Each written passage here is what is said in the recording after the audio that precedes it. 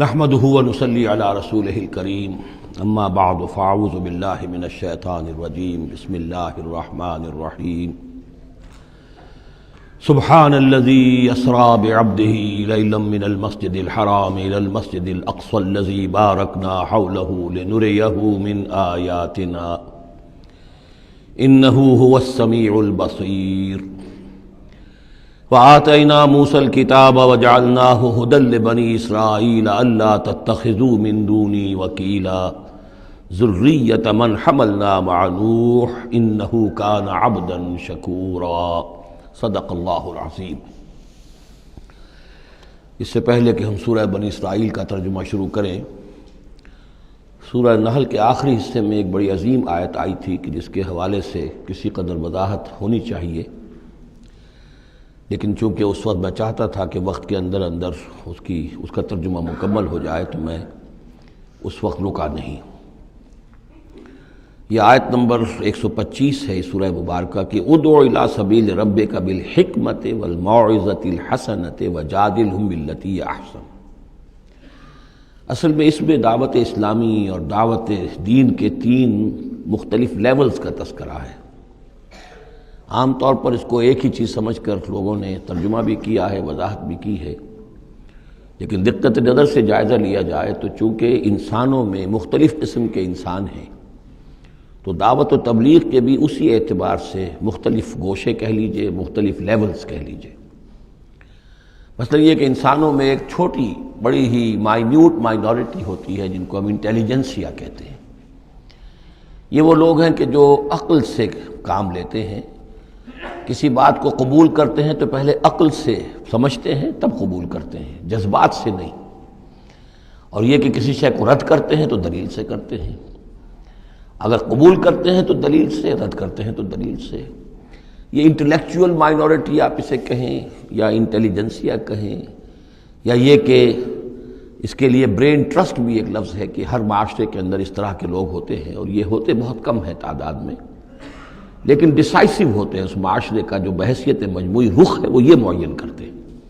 عوام کی حیثیت جو ہے وہ ایسے ہے جیسے ایک انسان کے جسم میں ہاتھ پاؤں ہیں، اعضاء و جوارے ہیں، لیکن جو حیثیت ایک انسان کے جسم میں دماغ کی ہے وہ اس برین ٹرسٹ کی ہوتی ہے، انٹیلیجنسیا کی۔ یہ طبقہ جو ہے اس کو دعوت جو دی جائے تو ظاہر بات ہے کہ وہ واعظ سے نہیں، جذباتی نہیں، بالحکمہ، پختہ باتیں، عقلی دلائل، محکم باتیں، وہ حکمت جس کے بارے میں فرمایا گیا وَمَن یُؤْتَ الْحِکْمَةَ فَقَدْ أُوتِیَ خَیْرًا کَثِیرًا، سورہ بقرہ میں ہم پڑھا ہے۔ اور وہ حکمت کے جو 3 جگہ پر حضور صلی اللہ علیہ وسلم کی جو تعلیم و تربیت ہے اس کے مراحل میں سب سے اونچا مرحلہ بیان ہوا ہے، یتلو علیہم آیاتہ ویزکیہم ویعلمہم الکتاب والحکمہ۔ یہ حکمت جو ہے گہری باتیں، دانائی کی باتیں، عقل کی باتیں، مسلمہ اصول، ان کے حوالے سے یہ سمجھنا کہ کس شے کی اہمیت زیادہ ہے، کس شے کی اہمیت کم ہے، کیا چیز پرائمری امپورٹنس کی ہے، کیا سیکنڈری ہے۔ ان چیزوں کو جاننے والے لوگ جو ہیں، جو اصول پہچان لیتے ہیں، پھر اصولوں کو منطبق کرنا جانتے ہیں، تو ان کے لیے دعوت جو ہے وہ بھی بہرحال اسی سطح کی ہونی چاہیے کہ وہ دعوت جو ہے دلائل پر، براہین پر۔ جب قرآن کہتا ہے اپنے مخالفین سے ہاتوا برہانکم ان کنتم صادقین، لاؤ دلیل لاؤ، تو ظاہر بات ہے کہ پھر ان کے مخاطبین جو ہیں ان کو بھی حق پہنچتا ہے کہ وہ دلیل طلب کریں۔ اب اس کے لیے ظاہر بات ہے کہ وہی شخص یہ کام کر سکتا ہے جو خود اپنی ذہنی سطح کے اعتبار سے کافی بلند ہو چکا ہو، جس کا اپنا شعور بہت پختہ ہو چکا ہو۔ جب تک کہ وہ خود حکیم نہ ہو تو حکمت کے ساتھ دعوت کیسے دے گا؟ لیکن ایک ہے عام سطح لوگوں کی، عام لوگ جو ہیں جن کے دماغوں میں اس طرح کے کوئی فطور نہیں ہوتے، کوئی وہ عقل کی چھلنی لگی ہوئی نہیں ہوتی، ان کے جذبات جو ہے اچھے، اگر جذبات اچھی بات کہی جائے تو جذباتی طور پر بھی اپیل ہو جاتی ہے۔ یوں سمجھیے کہ دل جو ہے ان کے کھلے ہیں، کھلی کتاب کے مانند ہیں، آپ جو چاہیں لکھ دیجئے، جیسے کھلی صاف سلیٹ ہے، اس پر آپ نے جو چاہا لکھ دیا۔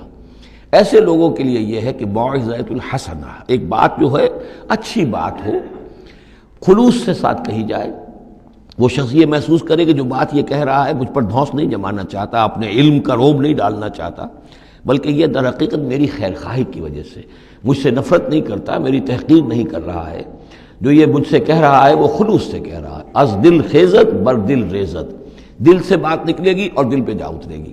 یہ ہے موعظہ حسنہ۔ عوام الناس کے لیے دعوت جو ہے وہ اس لیول کے اوپر ہوتی ہے، وہ زیادہ عقلی اور منطقی اور بحثیں اور ان کے سامنے فلسفے کی جو ہے وہ کتابیں کھول کر آدمی بیٹھ جائے تو یہ گویا کہ ان پر ظلم ہے، یہ ان کے لیے تکلیف مالا یطاق ہے۔ تو سب سے اوپر کا لیول ہے ادعو الی سبیل ربک بالحکمہ، پھر ہے والموعظۃ الحسنہ عوام کے لیے۔ نمبر 3 وہ ہوتے ہیں کچھ لوگ معاشرے کے اندر کہ جو لوگوں کو گمراہ کرنے پر تلے ہوتے ہیں۔ مثلاً عیسائی مشنریز ہیں، انہیں تو خرچے ملتے ہیں، ان کے تنخواہیں ہیں، ان کے بجٹس ہیں، بڑی بڑی حکومتوں کی طرح کے بجٹ ان کے ہیں، ان کی ٹریننگ اس لیے ہو رہی ہے، انہیں خاص خاص ایشوز کے اوپر ٹرین کر کے بھیجا جاتا ہے مناظرہ کرنے کے لیے۔ قادیانیوں کا نظام ہے، بہائیوں کا نظام ہے، ان کے لیے یہ ہے کہ لوگوں کو ٹریننگ دے کر وہ مجادلے کے لیے، مناظرے کے لیے، بحث کے لیے، اس کے لیے ان کو تیار کیا گیا ہوتا ہے۔ یہ بات مان کر دینے والے نہیں ہوتے، آپ خلوص کے ساتھ ان سے بات کریں گے تو وہ در حقیقت وہ تو یوں سمجھیے کہ ادھار کھائے بیٹھے ہوتے ہیں اس پر کہ انہوں نے بات نہیں ماننی، بلکہ یہ کہ لوگوں کو گمراہ کرنا، ان کے ساتھ جدال کرنا پڑتا ہے، جو جھگڑنا بھی پڑتا ہے، بحث بھی کرنی پڑے گی۔ لیکن اس بحث میں بھی جو ہمارے ہاں مناظرے کا لفظ آیا ہے، قرآن مجید میں مناظرے کا لفظ نہیں آیا ہے، مجادلے کا لفظ آیا ہے۔ جادلہم، ہاں ان سے جھگڑو، انہیں جواب دینے پڑیں گے ایسے کہ جو انہیں خاموش کر دیں، اگر وہ خاموش نہیں ہوں گے تو عوام الناس کے اوپر ان کا اثر ہو جائے گا۔ لیکن اس مجادلے میں بھی تمہارا اپنا اخلاقی معیار برقرار رہنا چاہیے، نیچے نہ اترو، گالم گلوچ پر نہ آ جاؤ، بہت گھٹیا انداز اختیار نہ کر لو، بلکہ جیسے کہا گیا کہ ان کے معبودوں کو گالیاں نہ دینی شروع کر دو، بلکہ یہ کہ ان میں بھی ہمیں آداب، اس کے اندر بھی آداب کو ملحوظ رکھتے ہوئے۔ تو یہ 3 لیولز ہیں، ادعو الی سبیل ربک بالحکمۃ والموعظۃ الحسنۃ وجادلہم باللتی احسن۔ اب اس میں ہر ایک کے لیے پھر تیاری کرنی ہوگی۔ قادیانیوں سے مباحثے کرنے کے لیے ظاہر بات ہے عام آدمی نہیں کر سکتا جب تک کہ ان اسپیشل ایشوز کے اوپر اس کو صحیح جو ہے اس کو تعلیم نہ دے دی گئی ہو، اس کے اوپر تربیت نہ ہو گئی ہو۔ اور اسی طریقے سے جو بہائیوں نے کوئی مسائل اٹھائے ہوئے ہیں، منکرین حدیث نے کوئی اٹھائے ہوئے ہیں، تو اس طرح کے لیے جو ہے یہ 3 لیولز ہیں، ان کو سمجھ لیجیے۔ اب آئیے ہم سورہ بنی اسرائیل کی طرف چل رہے ہیں۔ یہ قرآن مجید کے وسط میں 2 عظیم خزانے ہیں حکمت قرآنی کے، سورہ بنی اسرائیل اور سورۃ الکہف، اور یہ نہایت حسین و جمیل جوڑا ہے۔ اس میں جوڑے ہونے کی جو نسبتیں ہیں، نسبت زوجیت، کیا کیا مشابہتیں ہیں، کس کس اعتبار سے کمپلیمنٹری ہیں، وہ تو ظاہر بات ہے کہ میں شروع میں زیادہ وقت نہیں لے سکتا، یہ تو دوران جب ہم ترجمہ کریں گے، پڑھیں گے، بات واضح ہو جائے گی۔ لیکن 1-2 موٹی موٹی باتیں دیکھ لیجئے۔ اس سورت کا آغاز ہو رہا ہے سبحان الذی اسریٰ بعبدہ، اللہ کی تسبیح کے ساتھ۔ سورہ کہف شروع ہوگی الحمدللہ الذی انزل علی عبدہ الکتاب، الحمدللہ، اور حدیث نبوی میں آیا ہے التسبیح نصف المیزان والحمدللہ تملؤہ، نظام جو میزان معرفت خداوندی ہے وہ آدھی ہو جاتی ہے تسبیح سے، سبحان اللہ کہنے سے، اور پر ہو جاتی ہے الحمدللہ کہنے سے۔ یہ دونوں مل کر گویا کہ معرفت خداوندی کا جو بھی انسان کے پاس ہو سکتا ہے اثاثہ اور جو پونجی ہو سکتی ہے اس کی تکمیل ہو جاتی ہے۔ یہ ہم آگے چل کر المسبحات میں اس مضمون پر تفصیلی گفتگو کریں گے، لیکن یہاں نوٹ کر لیجئے تسبیح سے شروع ہو رہی ہے سورہ بنی اسرائیل اور تحمید سے، الحمدللہ الذی انزل علی عبدہ الکتاب۔ پھر یہ کہ یہاں ہے ذکر اللہ اپنے بندے کو لے گیا، وہاں ہے اللہ نے اپنے بندے پر کتاب اتاری، یہ گویا کہ ریسیپروکل معاملہ ہو رہا ہے۔ دونوں جگہ عبد کا لفظ آیا، رسول کا لفظ نہیں آیا۔ سبحان الذی اسریٰ بعبدہ، الحمدللہ الذی انزل علی عبدہ الکتاب۔ اس طرح آخر میں آپ دیکھیں گے 2 آیتیں قل سے شروع ہوگی، قل الرحمن ایما تدعوا فلہ الاسماء الحسنی، اسی طریقے سے آخری آیت بھی ہے۔ اور پھر اسی طریقے سے سورہ کہف کی بھی آخری 2 آیتیں قل سے شروع ہوگی۔ 4 قل ہیں، 4 قل تو سورتوں کے ہیں، قل یا ایھا الکافرون اور قل هو اللہ احد اور قل اعوذ برب الفلق اور قل اعوذ برب الناس، 4 قل بہت مشہور ہیں، لیکن یہ 4 قل جو ہیں 2 آیتیں قل والی یہ سورہ بنی اسرائیل کی آیتیں، اور 2 آیتیں قل والی جو سورہ کہف نہایت عظیم آیات ہیں، اور ان دونوں میں بھی وہی ریسیپروکل نسبت ہوگی کی طرف کہ میں نے اشارہ کیا ہے۔ ایک اور خاص بات یہ ہے ان صورتوں میں کہ یہ اس طریقے سے انٹرلاکڈ ہے، جیسے ریل گاڑی کے 2 ڈبے ہوتے ہیں، ان کو جوڑا ہوا ہوتا ہے بیچ میں، انٹرلاکڈ ہوتے ہیں۔ یہ جو ہے وہ ختم ہوگی سورہ مبارکہ کبرہ تکبیرا قل الحمد للہ الذی لم یتخذ ولدا، کہو کہ قل حمد، کل تعریف اللہ کے لیے ہے جس نے کسی کو اپنا بیٹا نہیں بنایا۔ یہ آخری آیت ہے، اور اس حکم پر گویا کہ تعمیل کرتے ہوئے اگلی صورت نازل ہو رہی ہے، الحمد للہ الذی انزل علی عبدہ الکتاب ولم یجعل لہ عوجا۔ اس طریقے سے یہ دونوں جوڑے جو ہیں باہم انٹرلاک بھی ہیں۔ یہ سورہ بنی اسرائیل جو ہے اس کا پہلا رکوع اس اعتبار سے بہت اہم ہے، بہت عظیم ہے کہ اس میں بنی اسرائیل کی تاریخ کے 4 ادوار کا تذکرہ ہے جو کہ حضور صلی اللہ علیہ وسلم کی بعثت تک گزر چکے تھے۔ 2000 برس کی تاریخ ان کی ہے جس کو کہ 4 ادوار میں یہاں 4 آیتوں میں سمو کر بیان کر دیا گیا۔ اس کا ہمارے لیے فائدہ کیا ہے کہ ایک حدیث نبوی میں آیا ہے لَيَأْتِيَنَّ عَلَىٰ أُمَّتِي مَا أَتَىٰ عَلَىٰ بَنِي إِسْرَائِيلَ حَزْوَ النَّعْلِ بِالنَّعْلِ، میری امت پر بھی وہ تمام حالات وارد ہو کر رہیں گے جو بنی اسرائیل پر وارد ہوئے، بالکل ایسے جیسے کہ ایک جوتی دوسری جوتی سے مشابہ ہوتی ہے۔ جوتیوں کا جوڑا زمین پر رکھا ہو تو آپ کو مختلف نظر آئیں گے، جوتیوں کے رخ جو ہیں وہ مختلف ہوں گے پنجوں کے حساب سے، لیکن اگر ان کے تلووں کو جوڑ دیں گے تو معلوم ہوگا کہ ان میں کوئی فرق نہیں ہے۔ تو اسی طریقے سے 4 ادوار امت مسلمہ، امت محمد صلی اللہ علیہ وسلم کی تاریخ کے گزر چکے ہیں۔ تو گویا کہ اپنے آپ کو سمجھنے کے لیے بھی یہ آئینہ جو ہے ان آیات میں جو تاریخ بنی اسرائیل کا آ رہا ہے وہ بہت مفید ہے۔ چنانچہ اس پر میں نے ایک مضمون لکھا تھا، وہ پھر پہلے تو اب چھپتا ہے چھوٹی شکل میں، وہ ایک کتابچہ ہے تنظیم اسلامی کا تاریخی پس منظر، اور اس کے بعد ایک بڑی کتاب بھی اب آ چکی ہے، سابقہ اور موجودہ مسلمان امتوں کا ماضی، حال اور مستقبل، اردو میں وہ کتاب بھی موجود ہے جو اس موضوع پر ہے۔ لیکن اس ضمن میں جو کچھ مجھ پر کھلا ہے وہ در حقیقت ان آیات کے حوالے سے اور اس حدیث کی کنجی سے، وہ حدیث جو ہے گویا کہ وہ ایک کنجی کی حیثیت رکھتی تھی جس سے کہ میں نے ان آیات میں جو خزانہ مضمر ہے علم کا اور معرفت کا اور معلومات کا، اس کو میں نے کھولا ہے اللہ کے فضل و کرم سے۔ اب جو ہے انگریزی میں بھی یہ کتابچہ جو ہے چھوٹا بھی موجود ہے، rise and fall of the Muslim امہ، اور دوسری طرف انگریزی میں اب دوسری کتاب کی بھی ترجمانی آ گئی ہے، لیسنز فرام ہسٹری، اور وہ سب کے سب جیسا کہ میں نے عرض کیا یہاں سے ماخوذ ہے۔ سبحان الذی اسریٰ بعبدہ لیلا من المسجد الحرام الی المسجد الاقصی، پاک ہے وہ ذات کہ جو لے گئی راتوں رات اپنے بندے کو صلی اللہ علیہ وسلم مسجد الحرام سے، یعنی مکہ مکرمہ خانہ کعبہ کے پاس سے، الی المسجد الاقصی، دور کی مسجد کی طرف، یعنی یروشلم، بیت مسجد اقصی جو کہ قبلہ رہا ہے بنی اسرائیل کا، الذی بارکنا حولہ، جس کے ماحول کو ہم نے بابرکت بنایا ہے۔ یہ بابرکت اس اعتبار سے بھی ہے کہ بہت ہی یعنی دنیاوی اعتبار سے بھی بہت زرخیز علاقہ ہے، بہت اچھی آب و ہوا ہے، اور اس اعتبار سے بھی کہ یہاں سینکڑوں نبی آئے ہیں، وہ حضرت ابراہیم کا مدفن بھی وہیں ہے، حضرت ابراہیم کا مسکن وہ رہا ہے، بہت سے انبیاء وہاں رہے ہیں، اور یہ جو مرکز رہا ہے یروشلم کا، ہیکل سلیمانی، یہ نہ معلوم کتنے نیک لوگ جو ہیں یہاں رہے ہیں اور یہاں پر عبادتیں ہوتی رہی ہیں، تو وہ پورا ماحول جو ہے روحانی اعتبار سے بھی مادی اعتبار سے بھی بڑا بابرکت ہے۔ یہ اشارہ ہو رہا ہے معراج کے سفر کی طرف، جس کے 2 حصے ہیں، ایک حصہ زمینی اور حصہ پھر آسمان کی طرف۔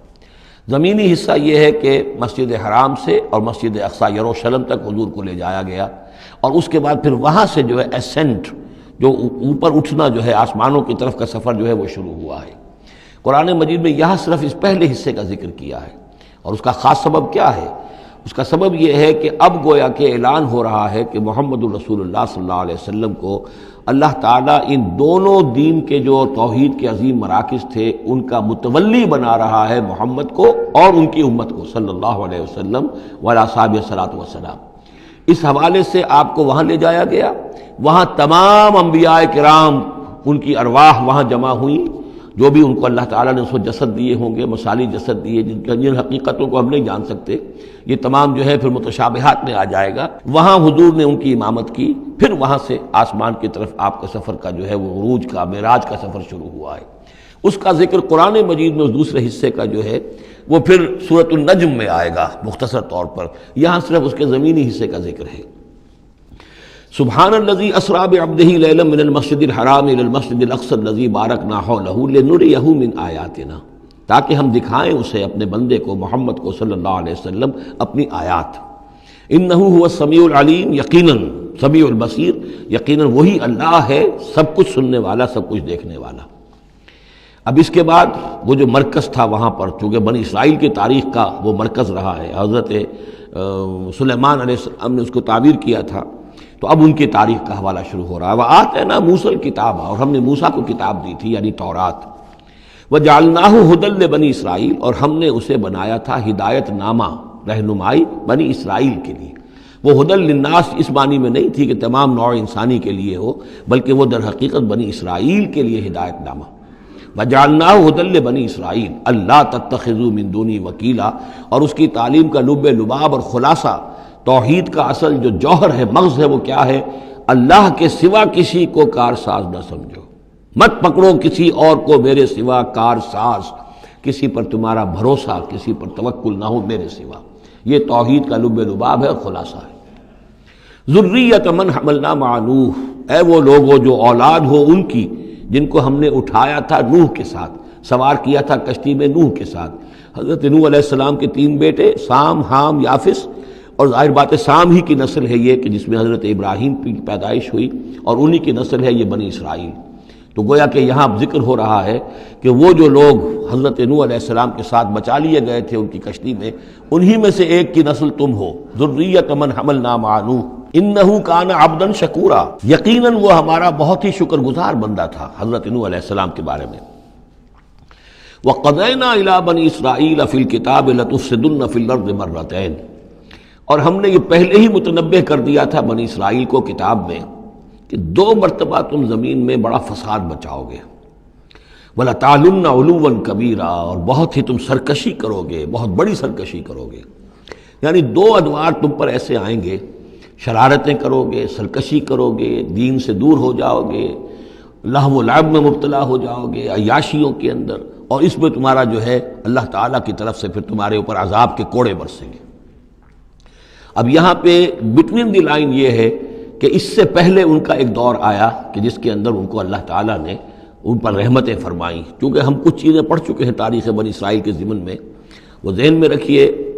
حضرت موسیٰ علیہ السلام لے کر نکلے بنی اسرائیل کو مصر سے، تو یہ 1400 قبل مسیح کی بات ہے۔ اس کے بعد وہ آئے ہیں، تورات انہیں ملی ہے جبکہ وہ جبل طور کے پاس پڑاؤ ڈالا ہے۔ وہاں سے پھر شمال مشرق کی طرف چلے ہیں، جب کہا گیا کہ جنگ کرو قوم نے انکار کر دیا، تو 40 برس تک کی سزا مل گئی ان کی بزدلی کی وجہ سے۔ 40 برس تک وہ اسی صحرا میں بھٹکتے پھرے۔ اسی دوران حضرت موسیٰ کا انتقال ہو گیا اور حضرت ہارون کا بھی انتقال ہو گیا۔ لیکن پھر صحرا میں جو نسل پیدا ہوئی وہ پلی بڑھی، وہ ہمت والی تھی، مشقت دیکھی ہوئی تھی اس نے پھر جنگ کی اور جہاد کیا۔ حضرت یوشع ابن نون جو خلیفہ اول تھے حضرت موسیٰ علیہ السلام کے، ان کی سرکردگی میں تو فلسطین فتح کر لیا۔ پہلا شہر جو فتح ہوا وہ اریحا یا جریکو ہے، تو آج بھی موجود ہے وہ شہر۔ اس کے بعد انہوں نے کچھ عرصے کے اندر پورا فلسطین فتح کر لیا، لیکن غلطی یہ کی کہ اس میں ایک مرکزی حکومت نہیں بنائی، بہت سے 12 حکومتیں، 12 قبیلے تھے، جیسے 12 چشمے ان کو دیے گئے تھے، 12 حکومتیں بنا لی۔ پھر آپس میں لڑنے بھی لگے، طوائف الملوکی ہوئی۔ تو آس پاس کے جو مشرک اور کافر قومیں تھیں سیریا وغیرہ میں اور آس پاس اردن کے رہنے والی، انہوں نے پھر جو ہے ان کے اندر ریشہ دوانی شروع کی، اور ایک دور یہ آیا کہ اس میں ان کو بہت سے لوگوں کو اپنے گھروں سے نکال دیا گیا، اور وہ لوگ بڑی ہی زوال سے دوچار ہو گئے۔ تب انہیں ہوش آیا، انہوں نے سیموئیل نبی جو ان کے تھے ان سے کہا کہ ہمارے لیے سپہ سالار مقرر کیجئے، ایک سپہ سالار ہو تاکہ اس کے پیچھے ہم سب کے سب 12 کے 12 قبیلے جمع ہو کر جنگ کریں، تو پھر یہ کہ اپنے دشمنوں پر فتح حاصل ہو۔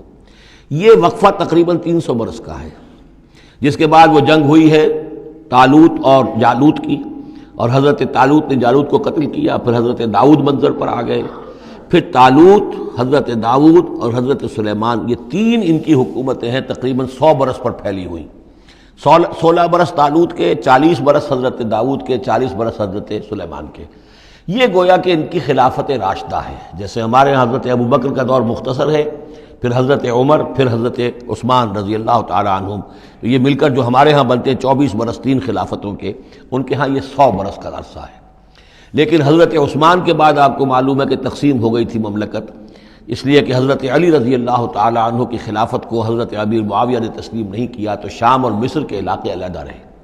بالکل اسی طرح ہوا وہاں پر بھی کہ حضرت سلیمان کے بعد ان کے دو بیٹوں میں جو مملکت تقسیم ہو گئی، ایک شمالی مملکت تھی جس کا نام اسرائیل تھا اور سامریہ اس کا دارالخلافہ تھا، ایک جنوبی تھی یہودا اور وہ اس کا جو ہے یروشلم اس کا دارالخلافہ۔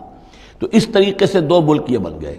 یہ زمانہ ان کا ابھی عروج کا بہرحال ہے، کچھ کئی سو برس ان کے عروج کے گزرے، پھر ان میں خرابیاں آئیں، پھر ان کے اندر شرک، مشرکانہ اوہام آ گئے، دنیا پرستی آ گئی، شریعت کا مذاق بنانا ہو گیا معاملہ، تو پھر ان پر زوال آیا۔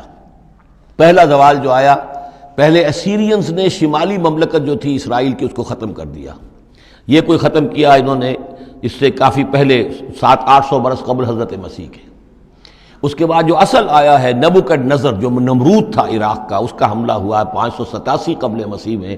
انہوں نے یروشلم کو برباد کیا، 6 لاکھ کو قتل کیا، 6 لاکھ کو قیدی بنا کے لے گیا، اور یہ کہ یروشلم میں 2 اینٹیں سلامت نہیں رہنے دیں، اور ہیکل سلیمانی کو مسمار کر دیا۔ یہ ان کا بدترین دور آیا۔ تقریباً 125 برس یہ کیپٹیوٹی میں رہے بیبیلونیا میں، 6 لاکھ کو ہانک کر لے گیا وہاں پر، بدترین دور۔ تو پہلا عروج اس کا جو کلائمیکس تھا وہ طالوت اور داؤد اور سلیمان کا دور حکومت، اور پہلا زوال جس کا یوں سمجھیے کہ سب سے نیچے کی پوزیشن یہ ہے جو کیپٹیوٹی کا دور ہے ان کا۔ اس کے بعد حضرت عزیر علیہ السلام ان میں آئے، اللہ نے بھیجا، انہوں نے دعوت اصلاح توبہ کی بنیادی کی، پھر یہ لوگ کچھ ٹھیک ہوئے۔ ادھر یہ کہ ایران نے حملہ کیا تھا عراق پر اور ان کو آزاد کر دیا تھا کہ جاؤ تم، کہ خورس نے، ذوالقرنین نے، کہ تم جاؤ اور جا کر اپنا شہر دوبارہ آباد کر لو۔ تو یہ پھر آ گئے، حضرت عزیر کے ساتھ ہو کر آئے ہیں۔ تو یہ تقریباً 458 قبل مسیح میں پھر یہ دوبارہ آئے ہیں۔ تو یہ سمجھیے کہ 125 برس تک یہ جو شہر ہے اجڑا پڑا رہا ہے۔ اسی دوران میں حضرت عزیر کو اللہ تعالیٰ نے 100 برس کے لیے سلائے بھی رکھا ہے، وہ موت ان پر طاری کر دی تھی جو سورہ بقرہ میں ہم پڑھ کر آئے ہیں۔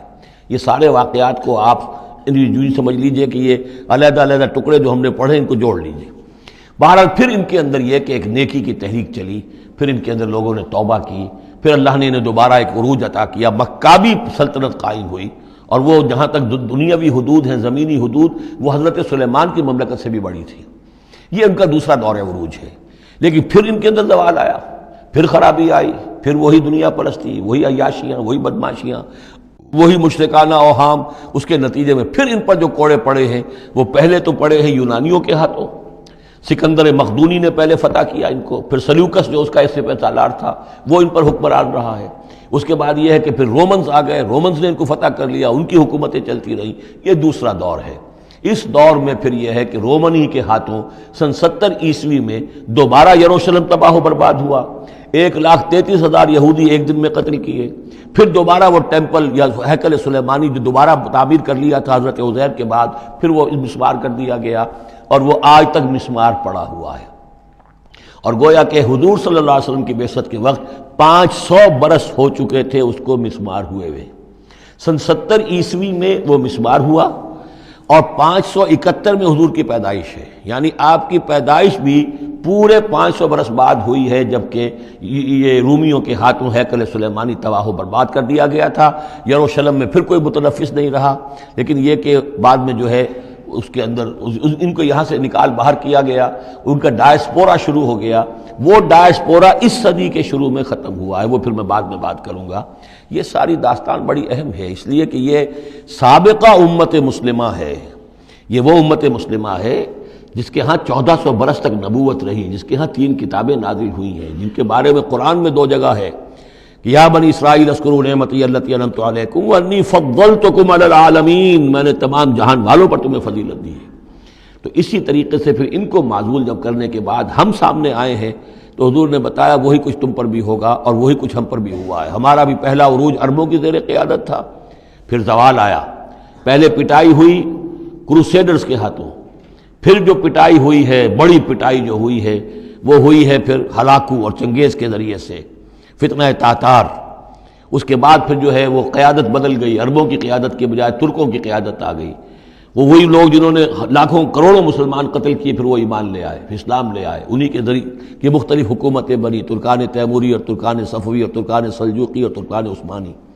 لیکن اس کے بعد پھر ان پر بھی زوال آیا، وہ ہم نے دیکھ لیا اس صدی میں گریٹ اوٹومان امپائر جو ہے اس صدی کے شروع میں ختم ہو گئی، اور ہم پر بھی جو دوسرا جو دور آیا عذاب کا وہ یورپ کی قوموں کے ذریعے سے آیا، کہیں انگریز آ گئے، کہیں فرانسیسی آ گئے، کہیں اطالوی آ گئے، کہیں اسپینیئرز آ گئے، کہیں ڈچ آ گئے، تو جیسے کہ یہودیوں پر بھی دوسرا عذاب جو آیا تھا وہ گریکس اور رومنز کے ہاتھوں، اسی طریقے سے مسلمانوں پر بھی دوسرا زوال کا دور جو آیا ہے وہ یورپین کولونیل پاورز کے ہاتھوں آیا۔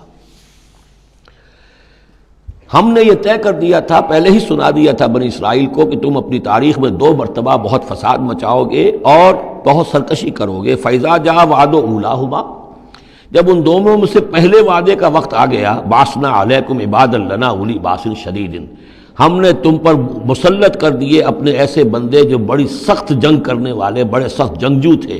فَجَاسُوا خِلَالَ الدِّيَارِ، تو وہ تمہاری آبادیوں میں، ملکوں میں گھس گئے۔ وَكَانَ وَعْدًا مَفْعُولًا، اور وہ وعدہ جو اللہ کا تھا وہ پورا ہو کر رہا۔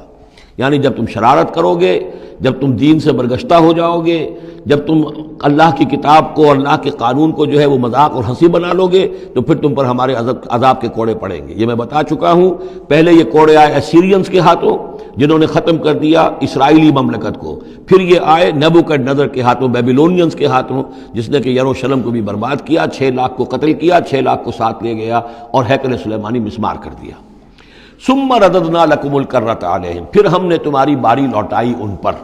پھر اللہ تعالیٰ نے ان کو پھر ایک مرتبہ پھر وہ دی سہارا دیا، چاہے وہ سہارا ایرانیوں کی وجہ سے ہوا کہ خورس یا سائرس ذوالقرنین، اس نے اب عراق پر حملہ کیا اور پھر یہاں پہ ان کو اجازت دے دی کہ تم چلے جاؤ اور جا کر اپنا شہر دوبارہ آباد کر لو، تو یہ واپس آئے۔ ثم رددنا لکم الکرۃ علیہم، پھر ہم نے تمہاری باری لوٹائی دی ان پر، وامددناکم، اور تمہاری مدد کی، بے اموال، اموال کے ذریعے سے بھی، وبنینا، اور اولاد بیٹوں کے ذریعے سے بھی، وجعلناکم اکثر نفیرا، اور پھر ہم نے تمہیں بنا دیا ایک کثیر تعداد والی قوم، تم پھلے پھولے پھر ایک بڑی پراسپرس قوم بن گئے۔ ان احسنتم احسنتم لانفسکم، تم نے اگر کوئی بھلائی کمائی تو اپنے نفس کے لیے بھلائی کمائی، اپنے لیے کمائی، اپنے فائدے کے لیے۔ وَإِنْ أَسَأْتُمْ فَلَهَا، اور اگر کوئی برا کام کیا تو وہ بھی اپنے لیے کیا، اس کا وبال تم پر دنیا میں بھی آیا اور آخرت میں بھی اس کا عذاب آئے گا۔ فَإِذَا جَاءَ وَعْدُ الْآخِرَةِ، جب وہ دوسری مرتبہ کی وہ سرکشی اور تمرد اور شیطنت تمہاری اور تمہارا جو ہے دین سے برگشتگی کا دور آیا، تو دوسرے وعدے کا وقت آیا، لِيَسُوءُ وُجُوهَكُمْ، یہاں وہ الفاظ محذوف سمجھیے، بَعَثْنَا عَلَيْكُمْ عِبَادًا لَنَا أُولِي بَأْسٍ شَدِيدٍ، وہ گویا کہ الفاظ یہاں ریپیٹ نہیں کیے گئے۔ دوبارہ پھر ہم نے تمہارے اوپر ایسے زوردار لوگوں کو مسلط کیا، لِيَسُوءُ وُجُوهَكُمْ، تاکہ وہ تمہارے چہروں کو بگاڑ دیں، تمہارے حلیے بگاڑ دیں۔ وَلِيَدْخُلُوا الْمَسْجِدَ كَمَا دَخَلُوهُ أَوَّلَ مَرَّةٍ، اور وہ داخل ہوں مسجد میں، یعنی مسجد اقصیٰ میں، ہیکل سلیمانی میں، جیسے کہ وہ داخل ہوئے تھے پہلی مرتبہ۔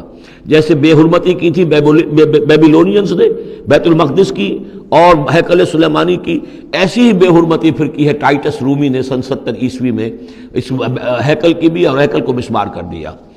لِيَدْخُلُوا الْمَسْجِدَ كَمَا دَخَلُوهُ أَوَّلَ مَرَّةٍ وَلِيُتَبِّرُوا مَا عَلَوْا تَتْبِيرًا، اور یہ کہ تباہ و برباد کر دیں ہر اس شے کو جس کے اوپر بھی ان کو اختیار اور قبضہ حاصل ہو جائے۔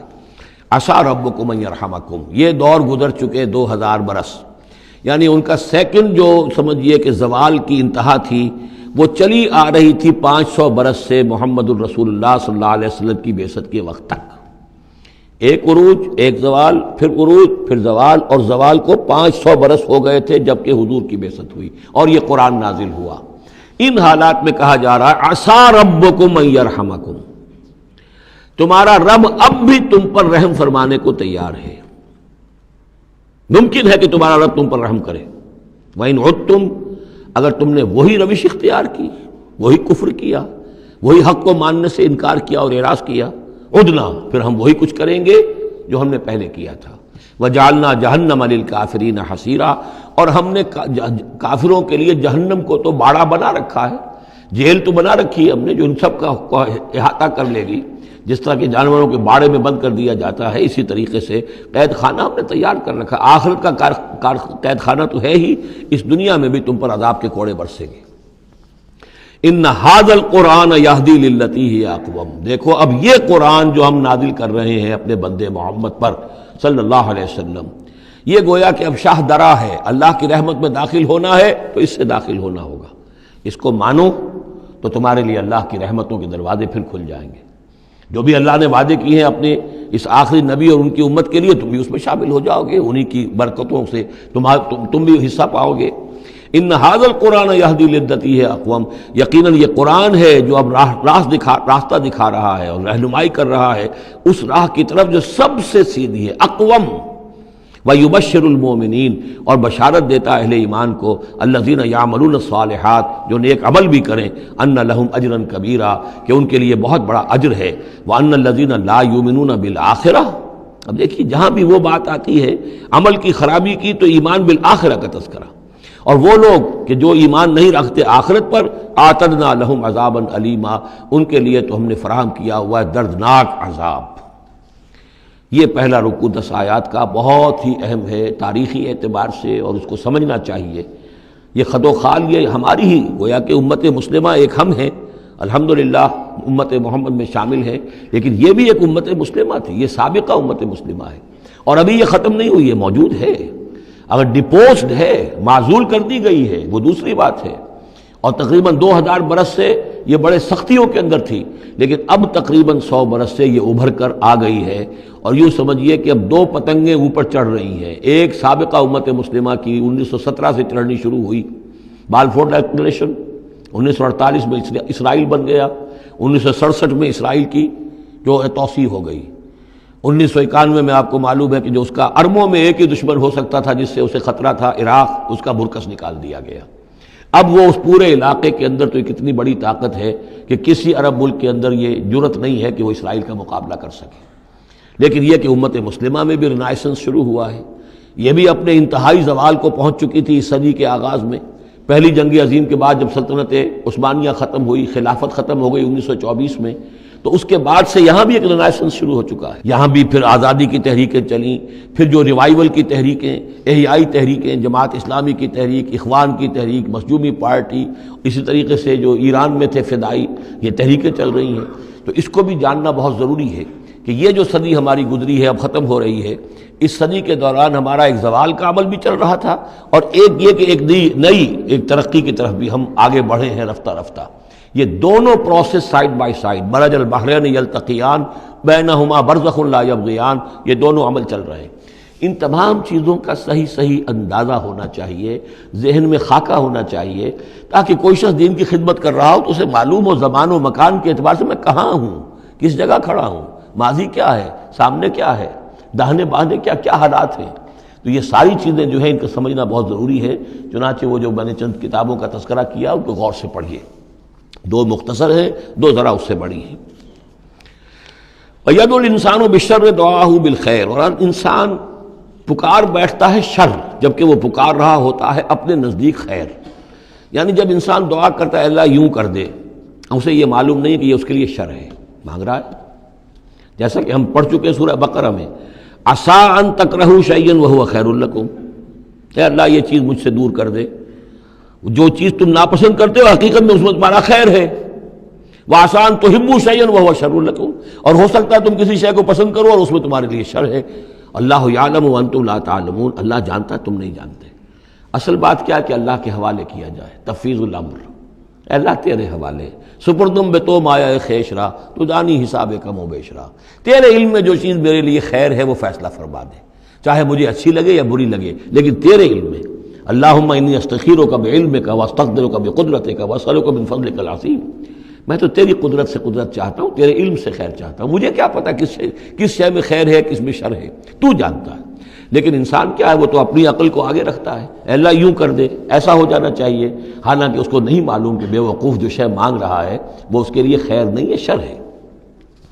وَيَدْعُو الْإِنسَانُ بِالشَّرِّ دُعَاءَهُ بِالْخَيْرِ، اور انسان مانگ بیٹھتا ہے اپنے لیے شر جبکہ وہ مانگ رہا ہوتا ہے اپنے تئیں، اپنے خیال میں، اپنے ذوق میں خیر۔ وَكَانَ الْإِنسَانُ عَجُولًا، اور انسان بہت جلد باز ہے، اس جلد بازی کی وجہ سے، شارٹ سائٹڈنس کی وجہ سے وہ شر کو خیر، خیر کو شر سمجھ بیٹھتا ہے۔ وَجَعَلْنَا اللَّيْلَ وَالنَّهَارَ آیَتَيْنِ، اور ہم نے رات اور دن کو 2 نشانیاں بنا دیا ہے۔ فَمَحَوْنَا آیَةَ اللَّيْلِ، تو ہم نے رات والی نشانی کو تو تاریک بنا دیا، اسے مٹا دیا، محو کر دیا. وجعلنا آیۃ النہار مبصرۃ، اور دن والی نشانی کو ہم نے سجھانے والی بنا دیا، روشن کر دیا. لتبتغوا فضلا من ربکم، تاکہ اس روشنی کے اندر تم اپنے رب کا فضل تلاش کرو، تمہاری جو معاشی جد و جہد ہے اس کے لیے بھاگ دوڑ کر سکو. ولتعلموا عدد السنین والحساب، اور دن اور یہ رات کا جو فرق ہے اور تفاوت نظام الاوقات ہے. ایک دن ایک رات، ایک دن ہو گیا، پھر ایک دن ایک رات، اس طرح بڑھتے بڑھتے پھر ہفتہ بنتا ہے، جو پھر اس کے بعد جو ہے وہ مہینہ اور سال. وَكُلَّ شَيْءٍ فَصَّلْنَاهُ تَفْصِيلًا، اور ہم نے ہر چیز کو پوری طرح کھول کھول کر بیان کر دیا ہے. وَكُلَّ إِنسَانٍ أَلْزَمْنَاهُ طَائِرَهُ فِي عُنُقِهِ، اور ہر انسان کے ہم نے چپکا دیا ہے اس کی قسمت یا اس کی نحوست یا اس کی خوشبختی یا اس کی جو بھی ہے بدقسمتی، یہ سب چیزیں انسان کی اپنی گردن میں ہم نے کہیں چپکا دی ہیں. اب اللہ جانے کہ یہ کوئی واقعتاً اس کی کوئی مادی حقیقت بھی ہے، شاید کوئی گلینڈ ایسا ہو ابھی جو ابھی تک ہمارے ڈسیکشن میں نہ آیا ہو، کوئی بہت ہی مائکروسکوپک ہو، اور اس میں کوئی بڑا ہی یوں سمجھیے کہ مائکروسکوپک کمپیوٹر اللہ نے لگا رکھا ہے. یہ سب ہو سکتا ہے، کچھ ممکن نہیں کہ پھر ہمیں کہیں معلوم ہو کہ یہاں پر کوئی چیز ہے، اونوقی اس کی گردن میں کوئی شے ہے کہ جو ہم نے وہاں پہ لٹکا دی ہے. وَكُلَّ إِنسَانٍ أَلْزَمْنَاهُ طَائِرَهُ، طائر کا لفظ جو آتا ہے عام طور پر تو نحوست کے لیے آتا ہے، لیکن یہ کہ اس کے ساتھ یہ جو بھی قسمت ہے، کسی کا مقسوم ہے، جو بھی اس کو ملنا ہے، یہ ساری چیزیں جو ہیں انسان کی، وہ ہر انسان کے ساتھ گویا کہ اس کی وہ کتاب الکتاب میں سے اللہ تعالیٰ نے جو اس کا کھاتا ہے، اس کا ڈیبٹ کریڈٹ وہ یہاں پر لگا دیا ہے. وَنُخْرِجُ لَهُ يَوْمَ الْقِيَامَةِ كِتَابًا يَلْقَاهُ مَنشُورًا، اور ہم نکال لیں گے اس کے لیے قیامت کے دن اسے ایک کتاب کی شکل میں جسے وہ پڑھے گا، کھلی ہوئی کتاب. یعنی یہیں پر شاید وہ کوئی لگا ہوا ہے، کوئی ریکارڈر ہے کہ جس کے اندر وہ سارے ہمارے افعال و اعمال ریکارڈ ہو رہے ہیں، چاہے وہ کتنا ہی مائکروسکوپک ہو، اور اس کے بعد اس کو نکال کر جو ہے وہ رکھا جائے. یہ ایک چپ کے اندر، آپ کو معلوم ہے چپسی کا تو سارا کھیل اس دنیا میں چل رہا ہے، اس میں آپ کی پوری زندگی کی فلم موجود ہے، آپ نے ایک ایک حرف جو زبان سے نکالا وہ موجود ہے، آپ کے ذہن میں جو جو خیالات آتے رہے وہ موجود ہیں، آپ کے دل میں جو جو نیتیں پروان چڑھتی رہی وہ موجود ہیں. وہ ایک چپ جو ہے کفایت کرے گا. وَكُلَّ إِنسَانٍ أَلْزَمْنَاهُ طَائِرَهُ فِي عُنُقِهِ وَنُخْرِجُ لَهُ يَوْمَ الْقِيَامَةِ كِتَابًا يَلْقَاهُ مَنشُورًا، اور کہہ دیا جائے گا اقرا کتابک، خود پڑھ لو اپنی کتاب، یہ اپنا اعمال نامہ خود پڑھ لو. کفا بنفسک اليوم علیک حسیبا، تم خود بھی آج کافی ہو کہ حساب کر لو، ڈیبٹ کریڈٹ کا حساب جوڑ لو، یہ سارا تمہارے سامنے تمہارا کچا چٹھا موجود ہے. من اہتدی فانما یہتدی لنفسہ، جو کوئی بھی ہدایت پر آتا ہے، ہدایت کو اختیار کرتا ہے تو وہ اپنے بھلے کے لیے، اپنے فائدے کے لیے. ومن ضل فانما یضل علیہا، اور جو گمراہ ہوتا ہے تو ظاہر بات ہے وہ اپنے اوپر ہی اس کا وبال لے گا. گمراہ ہوتا ہے اپنے اوپر، اپنے خلاف، اپنے اوپر ہی وبال لے گا. ولا تزر وازرۃ وزر اخری، اور دیکھو نہیں ہوگی کوئی جان اٹھانے والی کسی اور کے جان کے بوجھ کو، ہر ایک کو اپنا بوجھ خود اٹھانا ہے. جو بھی آپ کے اعمال کا انبار ہے وہ آپ کے کندھوں پر ہوگا، کوئی اور نہیں اٹھا سکے گا. وما كنا معذبين حتى نبعث رسولا ومن ضل ولا تزر وازرة وزر اخرى وما كنا معذبين حتى نبعث رسولا. یہ میں نے پہلے بھی حوالہ دیا تھا. آج یہ اللہ کی سنت رہی ہے کہ کسی قوم کے اوپر عذاب ہلاکت، عذاب استیصال، چھوٹے عذاب تو آتے رہتے تھے، لیکن یہ کہ بڑا عذاب جس سے کہ قوم کو نسیہ منسیہ کر دیا جائے، جیسے قوم نوح اور قوم ہود اور قوم صالح پر آئے وغیرہ، ان کے بارے میں اللہ کا قانون یہ ہے کہ جب تک رسول کو نہ بھیج دیا جائے، رسول حق کا حق ہونا واضح نہ کر دے، کوئی اشتباہ نہ رہے، حق مبرہن ہو جائے، اتمام حجت ہو جائے. رسلا مبشرین و منذرین لئلا یکون للناس علی اللہ حجت بعد الرسل، پھر اس کے بعد عذاب آتا تھا. وما كنا معذبین حتی نبعث رسولا، ہم عذاب دینے والے نہیں رہے ہیں جب تک کہ رسول نہ بھیج دیں.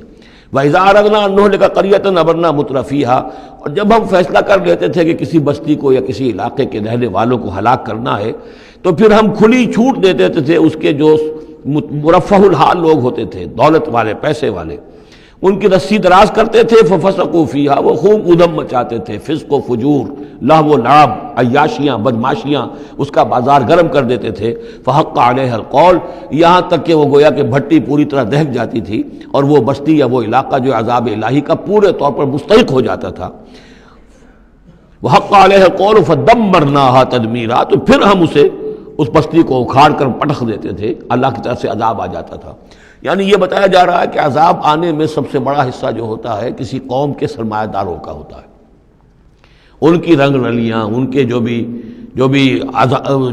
ان کے عیش اور ان کی عیاشیاں اور ان کی بدماشیاں جو ہیں، در حقیقت وہ عوام اگر روک نہیں رہے تو وہ بھی مجرم ہو گئے۔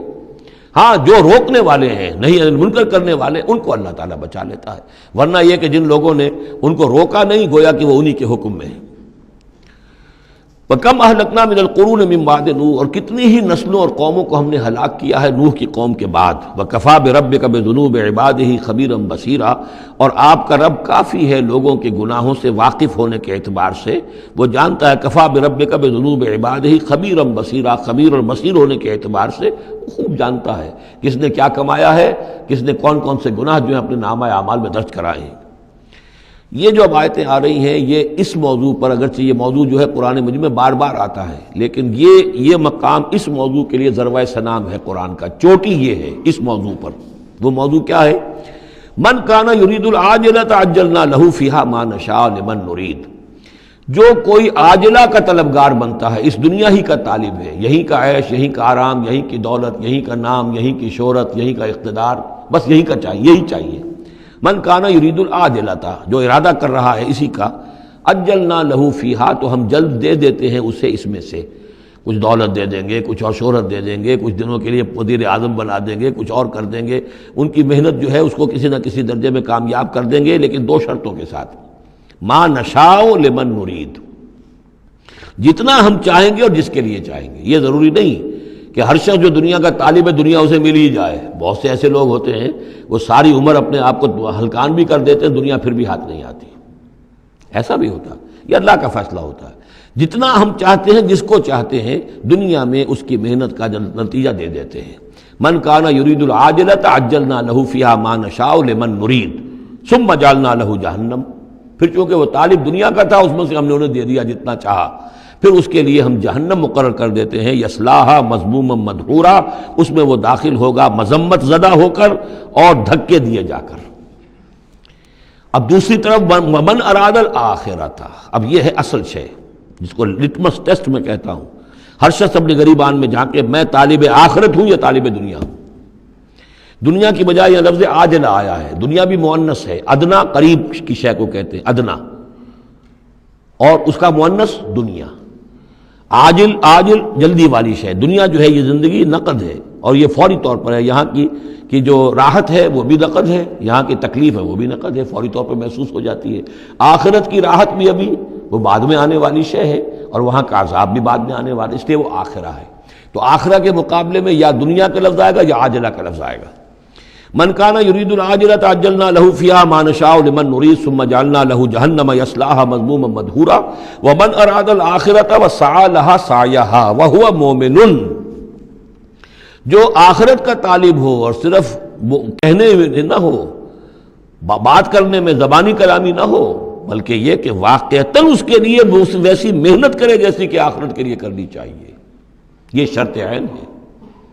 بس سعی لہا سعیہا، اس دنیا کے لیے کتنی بھاگ دوڑ کرتے ہو، اس کے ساتھ ذرا مقابلہ کرو، آخرت اس کے مقابلے میں کتنی قیمتی ہے، کتنی بھاگ دوڑ اس کے لیے ہونی چاہیے۔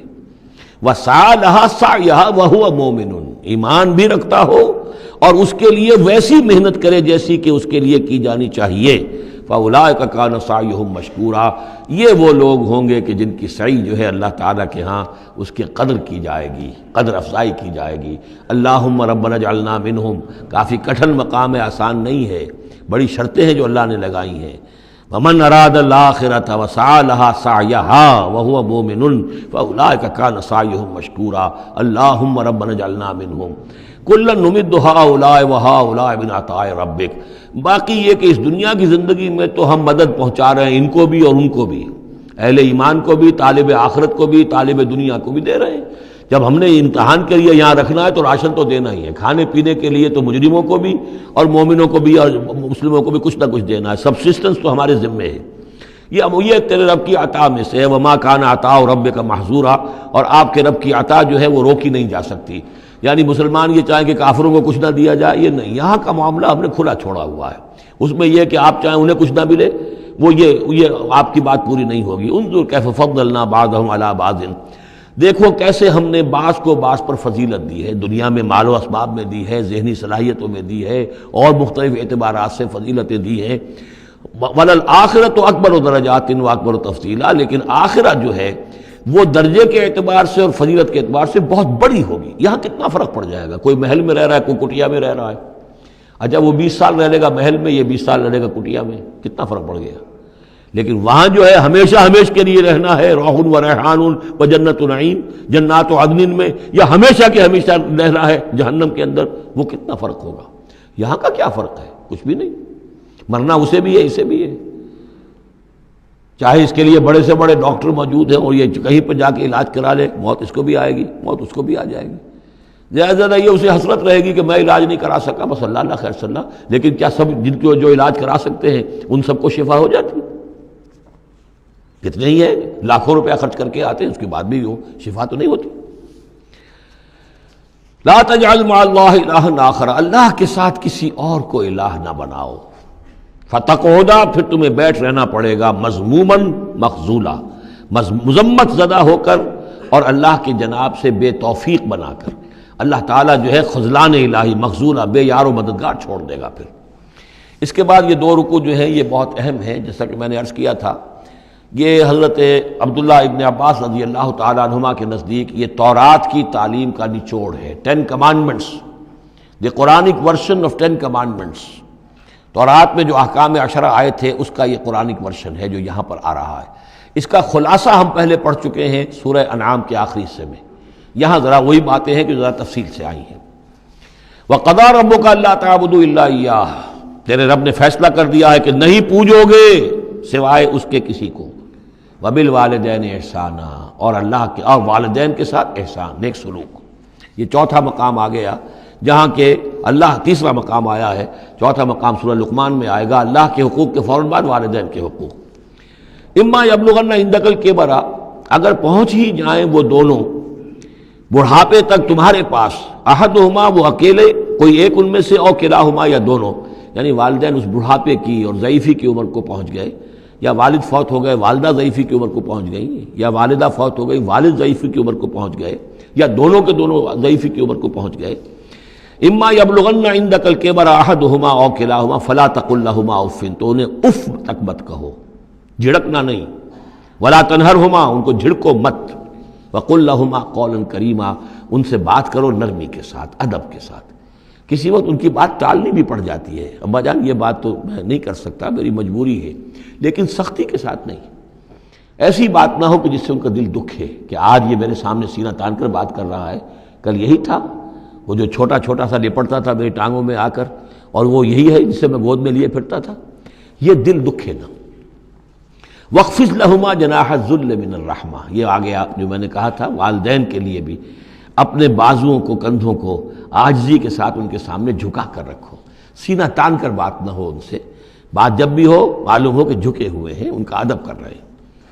وَقُلْ رَبِّ ارْحَمْهُمَا كَمَا رَبَّيَانِي صَغِيرًا، اور دعا کیا کرو کہ اے میرے رب ان پر رحم فرما دونوں پر، جیسے کہ انہوں نے ہمیں پالا، مجھے پالا جبکہ میں چھوٹا سا تھا، میں تو سب سے زیادہ ضعیف تھا، کمزور تھا، میرے لیے غذا کا، میرے آرام کا، مجھے تکلیف ہو تو تڑپتے یہ تھے، تو اے پروردگار اب ان کے احسانات کا میں کیا بدلہ چکا سکتا ہوں؟ میں تجھ ہی سے درخواست کرتا ہوں کہ جو کچھ احسانات انہوں نے مجھ پر کیے ہیں تو ان کو، ان کے طفیل، تو ان کی خطائیں بخش دے اور ان پر رحم فرما۔ وَقُلْ رَبِّ ارْحَمْهُمَا كَمَا رَبَّيَانِي صَغِيرًا رَبُّكُمْ أَعْلَمُ بِمَا فِي نُفُوسِكُمْ، تمہارا رب واقف ہے خوب جو کچھ تمہارے دلوں میں ہوتا ہے۔ ان تکونوا صالحین فإنہ کان للأوابین غفورا، اگر تم واقعی نیک ہوگے تو یقیناً اللہ تعالیٰ تم میں سے جو واقعی اللہ کی طرف رجوع کرنے والے ان کے لیے غفور ہے۔ اس میں اشارہ ہے کسی وقت بوڑھے والدین، جیسے کہ ہم پڑھ آئے کہ لا یعلم من بعد علم شیئا، وہ کبھی بچوں کی سی آتیں نوت کر آتی ہیں، پھر کبھی وہ ایسی باتیں کہتے ہیں کہ جو نہیں کی جا سکتی، کہیں روکنا بھی پڑتا ہے، ٹوکنا بھی پڑتا ہے، لیکن یہ کہ اگر مجبوراً کہیں ایسی بات کرو اور کرو ادب کے ساتھ، سختی نہ ہو، تو پھر یہ کہ اللہ تعالیٰ جانتا ہے تمہاری نیت کو، کہ تم اگر اپنے والدین کی یہ بات نہیں مان پا رہے ہو، تمہاری مجبوری ہے، وہ تم جانتے ہو، اللہ تعالیٰ کے علم میں ہے، تو اللہ غفور اور رحیم ہے۔ وَآتِ ذَا الْقُرْبَىٰ حَقَّهُ، اور قرابت داروں کو بھی ان کا حق ادا کرو، والمسکین، اور مسکین کو، وابن السبیل، اور مسافر کو، ولا تبذر تبذیرا، اور نام و نمود کے لیے اپنی دولت مت اڑاؤ۔ تبذیر جو ہے اسراف سے بہت بڑا جرم ہے۔ اسراف یہ ہے کہ ضرورت میں ضرورت سے زائد خرچ کیا جائے۔ کھانا آپ کی ضرورت ہے، وہ کھانا ایک سالن روٹی سے بھی آپ کی غذا پوری ہو سکتی ہے، لیکن 4 کھانے، یہ اسراف ہے۔ کپڑا آپ کی ضرورت ہے لیکن وارڈروب بھری ہوئی ہے کپڑوں سے، یہ اسراف ہے۔ جتنے آپ کے لیے لازم ہے، ضروری ہے، وہ رکھیے۔ اور تبذیر یہ ہے کہ بلا ضرورت خرچ کرنا، صرف نام و نمود کے لیے، اپنی دولت کی نمائش کے لیے، شادیوں پر خرچ ہو رہا ہے اور کس قدر ہو رہا ہے، دھوم دھڑکتا ہے، کوئی اس کی ضرورت نہیں ہے۔ یہ ہے تبذیر۔ بلا تبذر تبذیرا، اپنی دولت کو نام و نمود کے لیے مت اڑاؤ۔ ان المبذرین کانوا اخوان الشیاطین، یقیناً یہ مبذرین جو ہیں، یہ فضول خرچی کرنے والے، بیکار دولت اڑانے والے، اپنی دولت کی نمائش کے لیے، یہ شیطانوں کے بھائی ہیں۔ یہ کیوں ہے؟ یہ بات جب میری سمجھ میں آئی تھی تو بہت قرآن مجید کے ایک اعجاز کا ایک پہلو مجھ پر منکشف ہوا تھا کہ وہ جو آیت ہم پڑھ چکے سورہ مائدہ میں، شیطان کیا چاہتا ہے؟ انما یرید الشیطان ان یوقع بینکم العداوۃ والبغضاء فی الخمر والمیسر۔ شیطان یہ چاہتا ہے کہ تمہارے مابین دشمنی پیدا کرے، بغض پیدا کر دے شراب اور جوئے کے ذریعے سے۔ وہی بغض اور دشمنی جو ہے وہ اس سے پیدا ہوتی ہے کہ کسی سیٹھ صاحب کی بیٹی کی شادی ہے اور اس پر جو کچھ ہو رہا ہے، وہ جو پوری کوٹھی جو ہے وہ بنی ہوئی ہے، بقائے نور بنی ہوئی ہے اور دھوپ دھڑ رہا ہے۔ اچھا، اسی سیٹھ صاحب کا کوئی شوفر بھی ہوگا، کوئی پہرے دار ہوگا، کوئی مالی ہوگا، کوئی اس کا خانسامہ ہوگا، اس کی بچی شاید بوڑھی ہو رہی ہو، اس کے ہاتھ پیلے نہیں ہو رہے ہیں، کیا ہوگا اس کے دل میں؟ کیا چھریاں نہیں چل رہی ہوں گی اس کے دل میں؟ کیا پھر محبت پیدا ہوگی یا نفرت پیدا ہوگی؟ پھر تو ایسا ہوگا کہ جب اس کا داؤ چلے گا، یہ پیٹ پھاڑے گا اپنے اس سیٹھ کا اور لے کر جائے گا۔ یہ ہے وہ دشمنی ڈالنے والی بات، تبذیر جو ہے، جس سے کہ دشمنی پیدا ہوتی، طبقاتی شعور پیدا ہوتا ہے، ہیوز اور ہیو ناٹس کے درمیان ایک جو خلیج ہے وہ زیادہ سے زیادہ جو ہے گہری اور چوڑی ہوتی چلی جاتی ہے۔ وَكَانَ الشَّيْطَانُ لِرَبِّهِ كَفُورًا، اور یقیناً شیطان اپنے رب کا بہت ہی ناشکرا تھا۔